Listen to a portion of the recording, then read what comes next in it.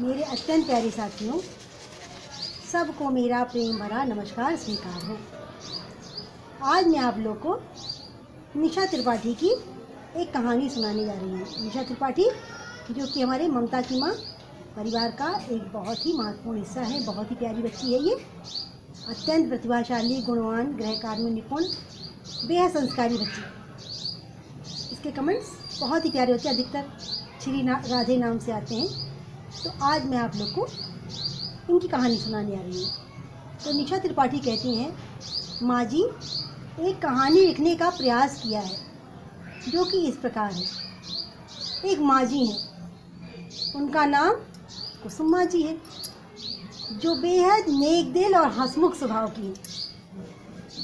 उनका बहुत बड़ा परिवार है। उस परिवार का नाम उन्होंने प्यार से रखा है ममता की माँ। उस ममता की माँ परिवार रूपी बगीचे में भांति भांति के फूल हैं।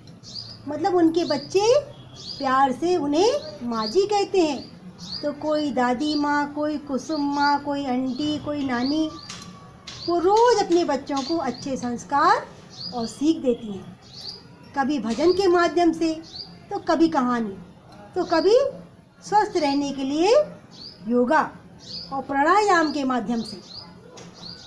कुसुम माँ जी अपने बच्चों को बहुत प्यार करती हैं। वह अपने सभी बच्चों का जन्मदिन अपनी स्वरचित कविता के द्वारा बड़ी धूमधाम से मनाती हैं।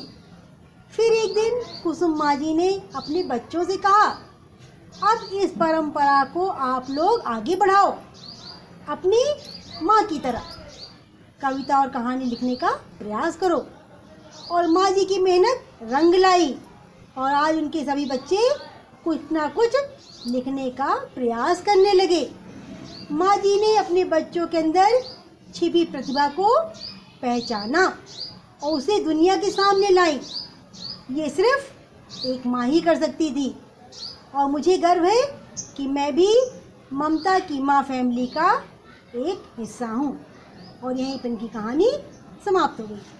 तो भाई इन्होंने बहुत अच्छा लिखने का प्रयास किया, कहीं कोई चीटिंग नहीं, कहीं कोई नकल नहीं, जो इनके मन में आया वो इन्होंने लिखा।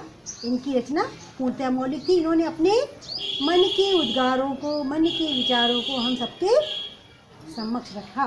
तो जो इनकी मन में जो पवित्र भावना है, जो इन्होंने एहसास किया, उसको इन्होंने अपने शब्दों में ढाला। तो जिस तरह निशा त्रिपाठी ने लिखा है, मुसर्रत परवीन की बहुत सारी रचनाएं हमारे पास आ रही, प्रकृति, दीक्षा, प्रखर राज, सभी लिख रहे हैं, बहुत अच्छा लग रहा है। तो उसी तरह जिन बच्चों की रचनाएं अभी तक मेरे पास नहीं आई हैं, वो भी प्रयास करें और कुछ ना कुछ लिखने की कोशिश करें। मेरे लाडलो कहते हैं, try try try again, you will success in last. जो कोशिश करता है जीत हमेशा उसी की होती है। कोई जन्म से ही गुणवान नहीं होता है। हम सब आकर इसी संसार में एक दूसरे से सीखते हैं और फिर अपनी माँ से कैसी शर्म, आज अच्छा कम लिखोगे, कल बहुत अच्छा लिखने लगोगे। तो भाई सब के आर्टिकल मेरे पास आने चाहिए। अब तो आप लोग का इतना बड़ा परिवार है, आप लोग एक दूसरे को ही समझ गए हैं। तो एक दूसरे पर लिखिए, प्रकृति पर लिखिए, अपने घर परिवार पर लिखिए, समाज पर लिखिए, जो आपको करंट अफेयर मिल जाए उस पर लिखिए। चाहे कहानी हो, चाहे नाटक हो, गीत हो, कोई भी रोचक प्रसंग हो, आप लोग को लिखना है निशा त्रिपाठी की तरह। तो निशा त्रिपाठी का भी प्रयास अत्यंत सराहनीय है, प्रशंसनीय है। आप लोग पर माँ सरस्वती की कृपा ऐसे ही बनी रहे। बस इन्हीं शब्दों के साथ मैं अपनी वाणी को विराम देना चाहूँगी। सबको टाटा बाय बाय।